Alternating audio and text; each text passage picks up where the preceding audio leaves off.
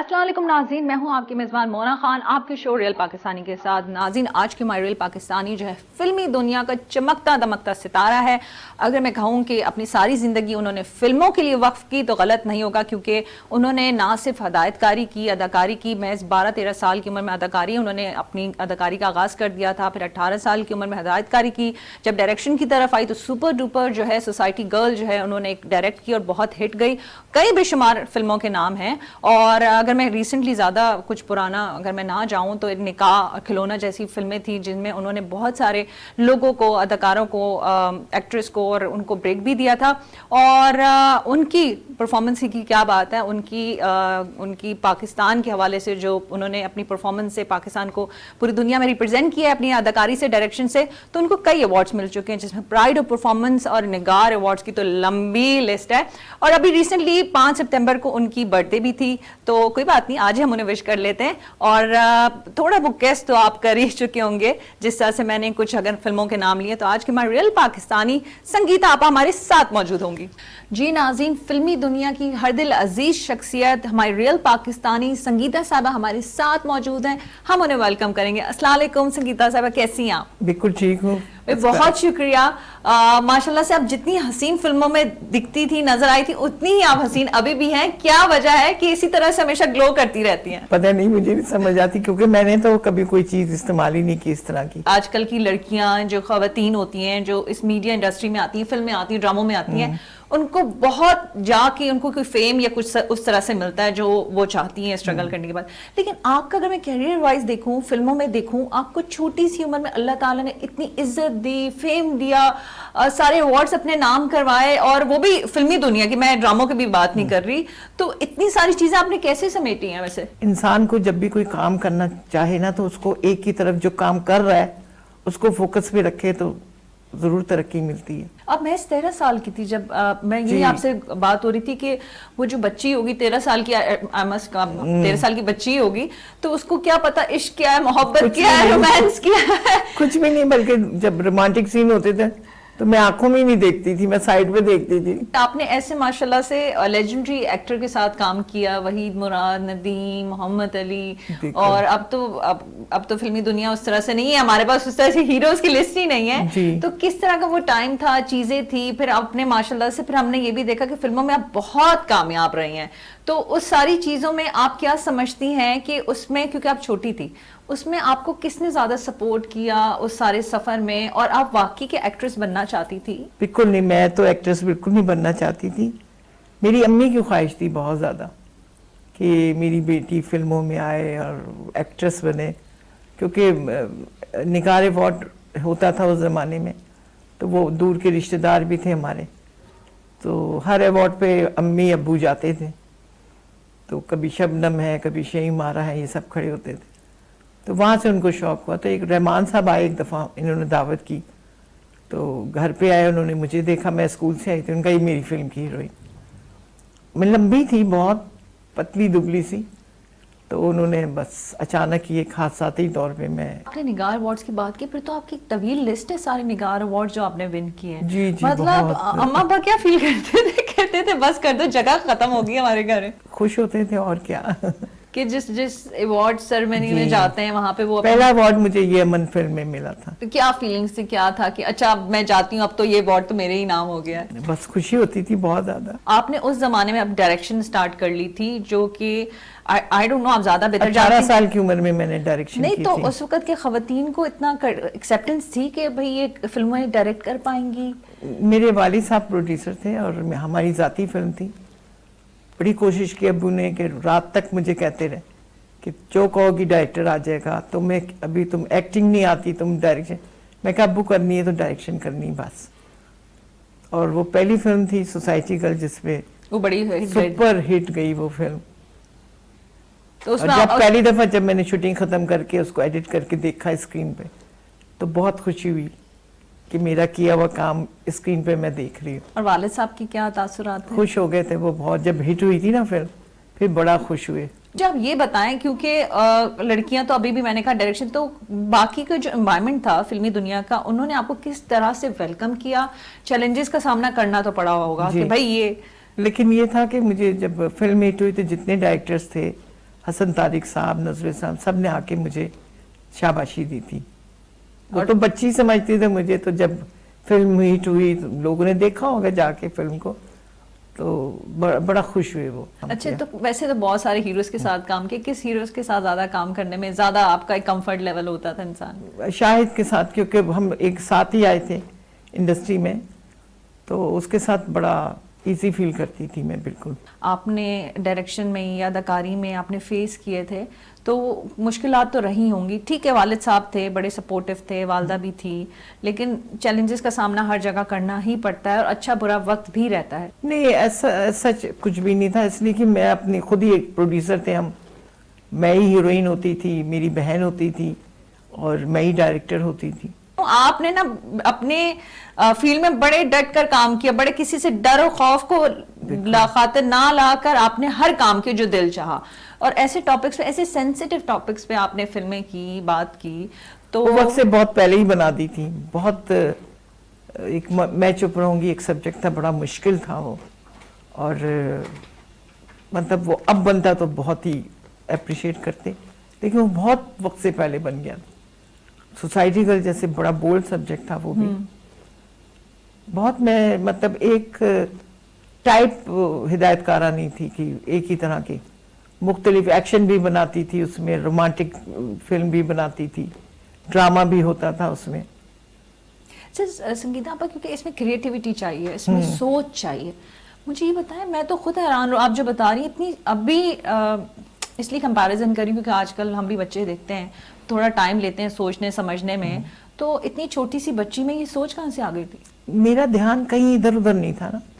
लड़कियां होती हैं, कोई रोमांस लड़ा रही, मेरा बिल्कुल ज़हन कहीं नहीं था, सिवाय फोकस यही था। दिन रात ही मैं सोचती थी। और मैंने जो ज़्यादा सीखा था वो इंग्लिश फिल्में पुराने ज़माने की जो होती थी, जैसे साउंड ऑफ म्यूजिक, वो एक स्कूल है, यूनिवर्सिटी है वो। मैंने वो फिल्में देखी और उससे मैंने बड़ा कुछ हासिल किया। अच्छा आपा, क्योंकि आपने बात की कि फिल्मों की आप इतनी बिजी रहती थी, थिएटर की तरफ आपका जाना ही नहीं हुआ, तो कोई ऑफर आई थी कोई इस तरफ से कि नहीं थोड़ा सा हमारे थिएटर में भी? नहीं, बिल्कुल नहीं, कभी भी नहीं ऑफर आई, बिल्कुल भी नहीं आई। और ड्रामों में आपने उस तरह से देखा, बहुत कम टाइम दिया, अभी भी आप ड्रामे कर रही हैं बड़े, और उसमें भी बड़े सिलेक्टिव करती हैं, लोग आपको देखना चाहते, पसंद भी करते हैं, तो ये क्या वजह है? बस कम काम करती हूँ। और एक ड्रामा मैंने पहले भी किए थे डायरेक्ट, मैंने मुट्ठी भर चावल को मैं लाई थी। अच्छा आपा, मुझे ये बताएं कि क्योंकि वही बात है, आपका डायरेक्शन की तरफ ज्यादा ही होता है, तो यहाँ पे ड्रामों में भी आपने बड़े कम काम किए, तो कौन सा ऐसे कैरेक्टर जो आप यू फील लाइक कि नहीं मेरे दिल के बड़े करीब रहा है, या ड्रामों में अगर आप? सब्जेक्ट था बुल्ले शाह, जो 10-15 साल पहले मैंने लिखाया था। उसके बाद मेरी विश थी कि मैं उसको डायरेक्ट करूं। वक्त होता गया, चलता गया, फिर अब आके मैं उसको बना रही हूँ। तो स्पेल हो गए और तीसरा मैं कल जा रही हूँ बनाने के लिए इसको। बड़ा ज़बरदस्त सब्जेक्ट है और मैं यही चाहूँगी कि ये भी पीटीवी पे चले, क्योंकि ये है ही पीटीवी के लिए। क्या बात नहीं, और सूफीज़म पे है ये सारा। बुल्ले शाह तो सबने पढ़ा हुआ है, और पीटीवी तो ये है ना कि गांव-गांव जाता है, ऐसा ही है। अच्छा, क्योंकि मैं अभी भी आपकी जिस तरह से आप चीज़ें शेयर करी, जो सब्जेक्ट हैं, बहुत कम लोग रिस्क लेते हैं, ऐसे सब्जेक्ट उठाते हैं, क्योंकि ऑब्वियसली बात है, कोई इश्क मोहब्बत, यही खवातीन के इश्यूज, आमतौर पे इसी पे लोगों का तवज्जो और ध्यान है, और हम जो है अपनी तारीख से, अपनी बहुत सारी चीज़ों से दूर होते जा रहे हैं। इस बारे में आप क्या कहना चाहेंगी? अभी जो फिल्में बन रही हैं उस हवाले से भी, और ड्रामे जो अभी काम किया जा रहा है? ड्रामे तो मैं देख रही हूँ, हर चैनल के ड्रामे मैं देखती ज़रूर हूँ, लेकिन सब एक जैसे हो गए हैं। वही ड्राइंग रूम का, वही आर्टिस्ट हैं, वही सब कुछ, एक ग्रुप सा नहीं जैसे बन जाता है। वो ड्रामों में चेंज लाना चाहिए। आप बड़ी प्रोडक्शन बनाएं, मतलब हैदर अली है जैसे, हमारी तारीख के बड़े लोग हैं, एक हुब्बा खातून है कश्मीर की जो थी, बहुत सारी चीज़ें ऐसी हैं जो बनाना चाहिए। लेकिन लोग ये समझते इसमें रिसर्च कौन करेगा, सबसे बड़ी बात ये है, और इतने बड़े सब्जेक्ट को हैंडल कैसे करेंगे। यकीन करें, बुल्ले शाह बनाने का इतना मज़ा आ रहा है। इसमें जावियार यंग बुल्ले शाह है और ओल्ड में नुमान एजाज, क्योंकि दोनों की शक्लें बाप बेटी की एक जैसी हैं। क्या बात है। तो शाहिद पीर इनायत शाह कादरी बने, पुराने हमारे जो हीरो थे। काज में कितनी बेहतरीन आप बहुत जबरदस्त उन्होंने काम किया, शाहिद साहब ने भी।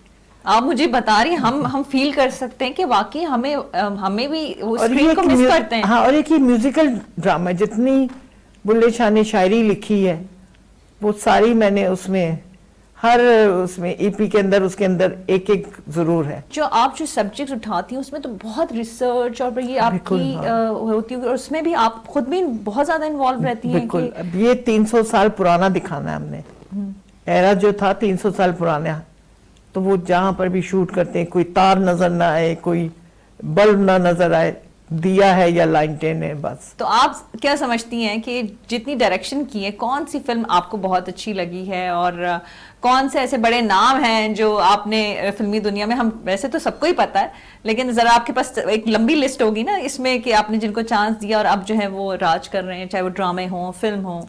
रीमा के ऊपर ठप्पा लगा हुआ था कि वो डांसर है, लेकिन मेरी निकाह में लोग भूल गए, उनका नहीं, बेहतरीन आर्टिस्ट है।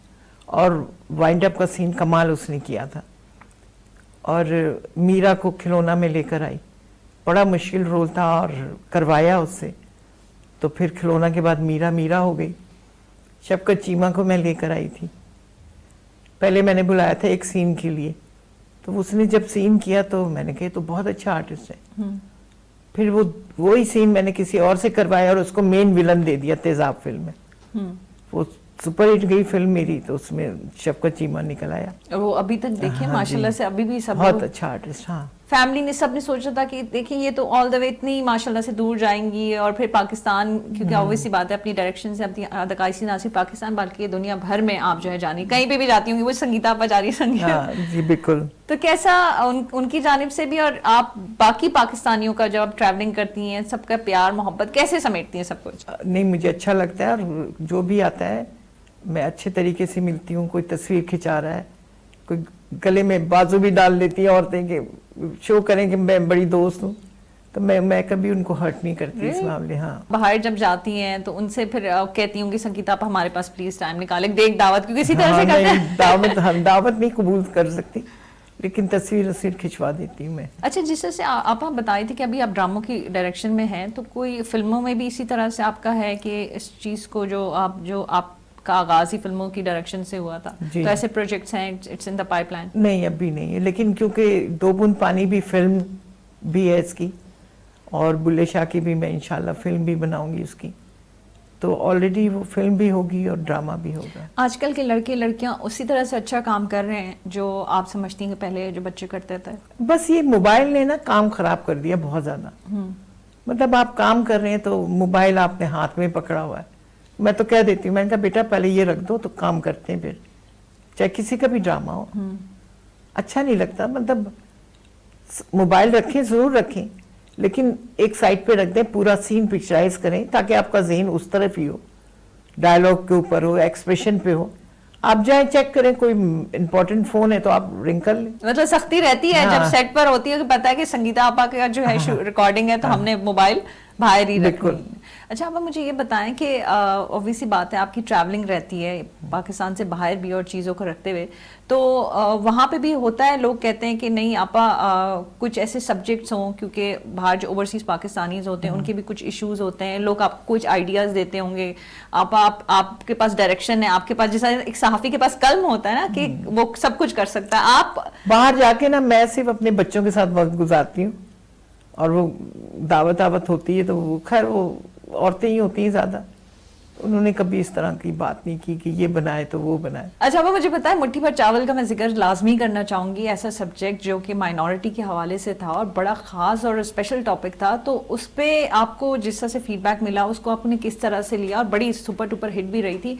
मैंने कहा ना कि ऐसे टॉपिक्स वो भी सेंसिटिव, और फिर उसको इतने अच्छी उसकी डायरेक्शन देना, उसको इतना अच्छा अपने दिखाने वालों को, नाज़रीन को दिखाना कि वाकई बोले कि नहीं आपने उसकी उस टॉपिक के साथ, उस सब्जेक्ट के साथ इंसाफ किया। मैंने राजेंद्र सिंह बेदी का ये नॉवेल जब पढ़ा था तो मैंने राइटर को दिया, मैंने कहा मुझे एज इट इज़ मुझे उतार के दीजिए, कोई चेंज नहीं लेकर आना।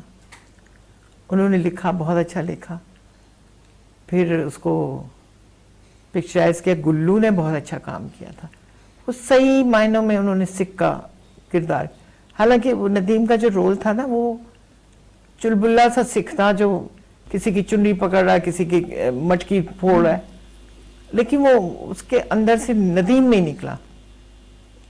मुझे फील होता है जब भी मैं वो देखती हूँ फिल्म। बहरहाल ओवरऑल फिल्म बहुत अच्छी बनी थी और वो लोगों ने बड़े बड़े अवार्ड्स मिले थे मुझे। फिर उसको लेके मैं अमेरिका भी गई थी, हर शहर में। मैं कहती हूँ उस पे इतने सिक आए थे कि मैं बता नहीं सकती। फैंस तो सिखों की हाँ। भी होगी, काफी लिस्ट हो गया। हाँ बहुत।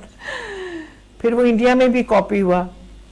सुखवंत डड्डा डायरेक्टर थे और प्रोड्यूसर भी, तो वो मुझे फिर दिल्ली में मिले तो बड़े हाथ जोड़ के खड़े हो गए कि मैं तो रात को सीन देखता था और सुबह पिक्चराइज करता था।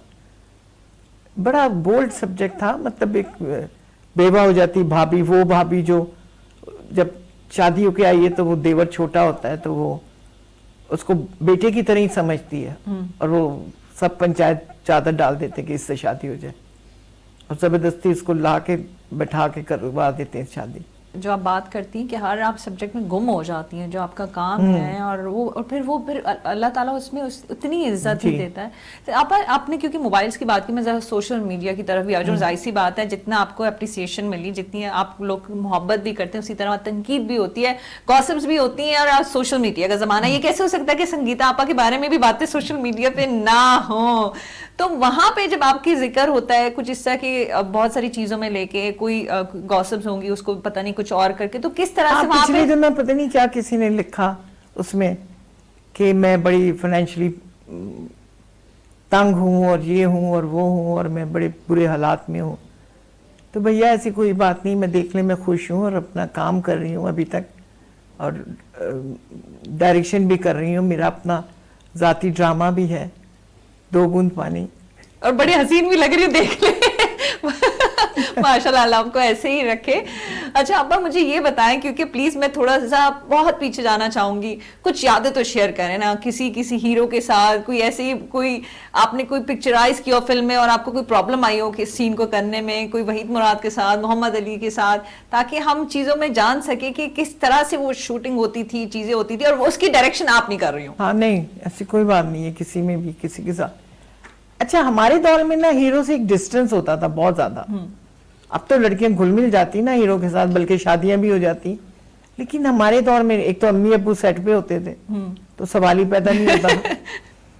तो कोई इतना फ्री नहीं होते थे बिल्कुल, बस काम किया, अलग अलग बैठ गए। नहीं तो आप बताएं, जब आपका अपना सेट था 18 साल की उम्र में, आप पूरा सेट लगाती, डायरेक्शन करती है, उस वक्त भी वालिद साहब ही अम्मा अब्बा थे? हाँ सब बिल्कुल बिल्कुल। तो उस वक्त भी होता। अच्छा फिर कभी दिल में तो ख्वाहिश तो आई होगी कि अब पेरेंट्स ना हो, मैं काम करूं फ्री? नहीं बिल्कुल, कभी भी नहीं, कभी भी नहीं।